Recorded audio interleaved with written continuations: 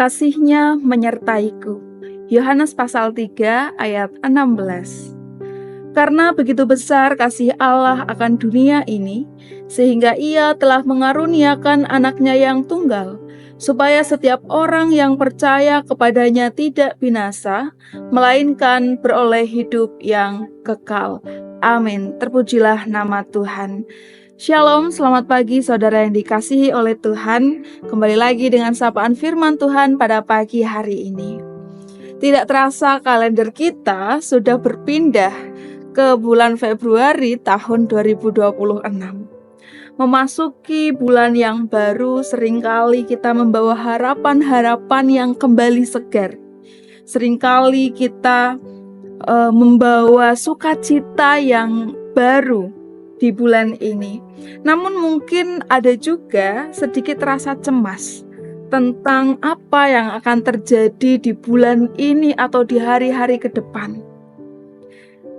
Di tengah dinamika itu semua, Yohanes pasal 3 ayat 16 hadir bukan sebagai tuntutan, melainkan sebagai sebuah pelukan hangat yang mengingatkan kepada setiap kita bahwa ada satu hal yang tidak pernah berubah sama sekali, yaitu betapa besarnya kasih Allah bagi setiap kita, umat percaya.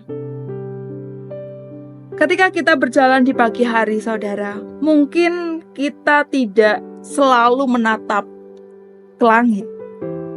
Kita bisa merasakan kehangatan sinar matahari di pundak kita. Sinar itu tidak menuntut kita untuk kita berlari atau berjalan lebih cepat atau menjadi lebih hebat. Ia hanya ada di sana, menemani setiap langkah kita dan memberi kita energi dalam kehidupan kita. Seperti itulah kasih Allah yang digambarkan dalam ayat ini.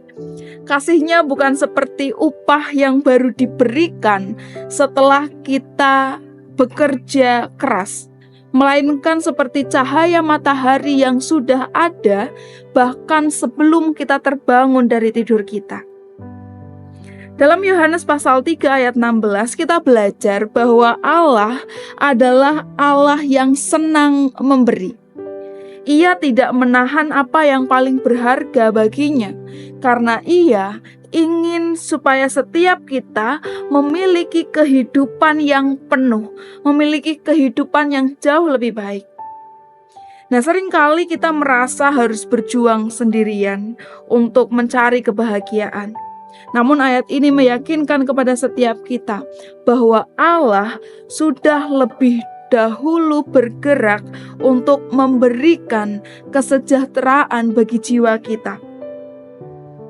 Dia mengaruniakan anaknya yang tunggal agar kita tahu bahwa kita tidak pernah dibiarkan berjalan sendirian.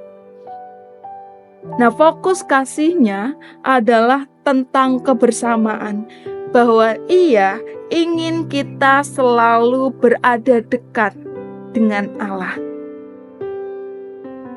Memasuki bulan kedua ini mungkin ada banyak hal yang menyita perhatian kita. Namun mari kita ingat bahwa percaya kepada Tuhan itu berarti kita mengizinkan hati kita untuk beristirahat di dalam kasih-Nya. Percaya berarti kita mengakui bahwa ada tangan yang jauh lebih kuat, yang jauh lebih hebat, yang sedang memegang kendali hidup kita. Kita tidak perlu merasa tertekan untuk menjadi sempurna.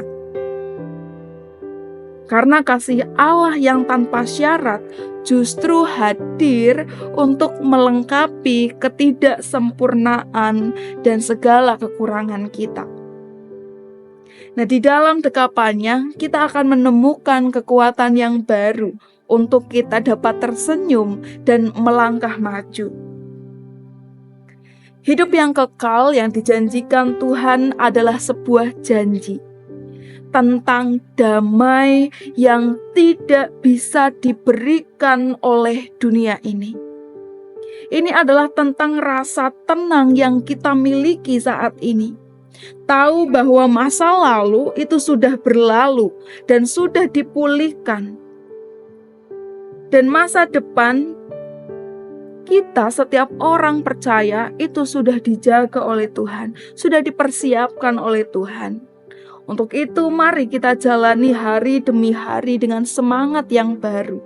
Bukan karena situasi di sekitar kita sudah pasti sempurna, tetapi karena kasih Allah yang sempurna itu ada di dalam setiap hati kita.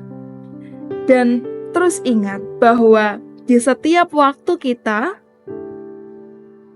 sudah dikasihi oleh Tuhan tanpa syarat. Dan mari bagikan kehangatan kasih itu kepada orang-orang di sekitar kita, agar mereka pun bisa merasakan bahwa Tuhan itu baik dan sangat dekat dengan mereka. Selamat menjalani hari yang baru, saudara. Tetap semangat dan tetap berkarya dalam cinta kasih Tuhan. Tuhan Yesus memberkati kita semua. Amin.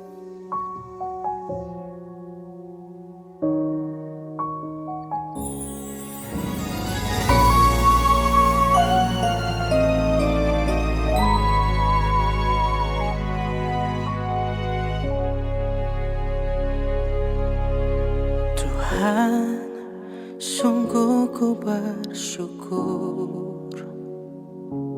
Kau menyertai hidupku selama ini. Bapa, ku berterima kasih untuk kasih setiamu yang tak pernah berakhir.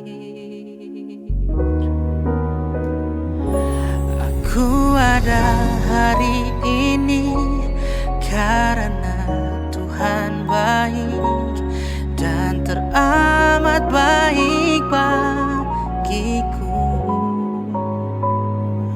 Semua yang ku alami bersamamu ku lewati, indahnya kasih Tuhan seperti